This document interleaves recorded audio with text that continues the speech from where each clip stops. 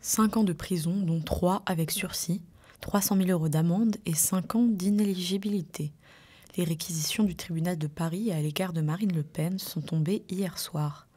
L'ex-chef de file du RN, ainsi que plusieurs députés, étaient auditionnés depuis un mois dans le cadre du procès des emplois fictifs du Rassemblement national.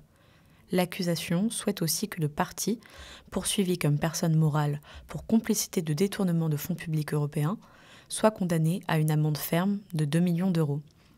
Sur X, l'ancien ministre de l'Intérieur Gérald Darmanin s'est dit choqué d'une potentielle inéligibilité de Marine Le Pen, qui se serait faite sans l'expression du peuple. Il oubliait ainsi de mentionner que ce sont les représentants du peuple qui ont voté la loi prévoyant de punir le détournement de fonds publics d'une peine d'inéligibilité obligatoire dans le code pénal. La décision devrait être rendue au premier trimestre 2025.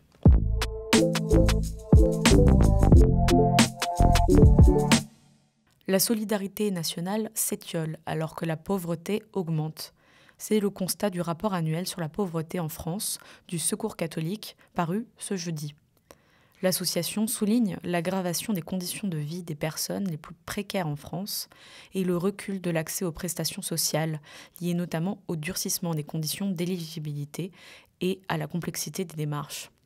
Conséquence, un tiers des personnes éligibles au RSA ne le perçoivent pas. En 2023, 1 million de personnes en situation de précarité ont été accompagnées par l'association, parmi lesquelles un quart n'ont aucun revenu. 95% des personnes rencontrées sont ainsi en dessous du seuil de pauvreté. De plus en plus de femmes sont concernées, ce que l'organisation analyse comme un phénomène de féminisation de la pauvreté.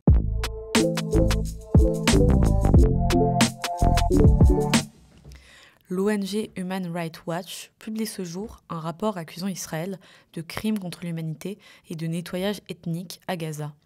Le comité spécial de l'ONU, chargé d'enquêter sur les pratiques israéliennes, met également en exergue les pertes civiles massives et des conditions imposées aux Palestiniens sur place, mettant leur vie en danger intentionnellement, ce qui correspond aux caractéristiques d'un génocide. Ces conclusions seront présentées lundi à l'Assemblée générale de l'ONU à New York.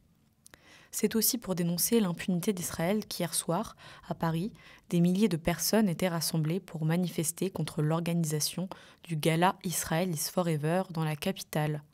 Un ministre israélien d'extrême droite était l'invité phare de cet événement, dont la présidente organisatrice revendique ouvertement la colonisation de Gaza et distribue des centaines de milliers d'euros aux forces armées israéliennes via son association.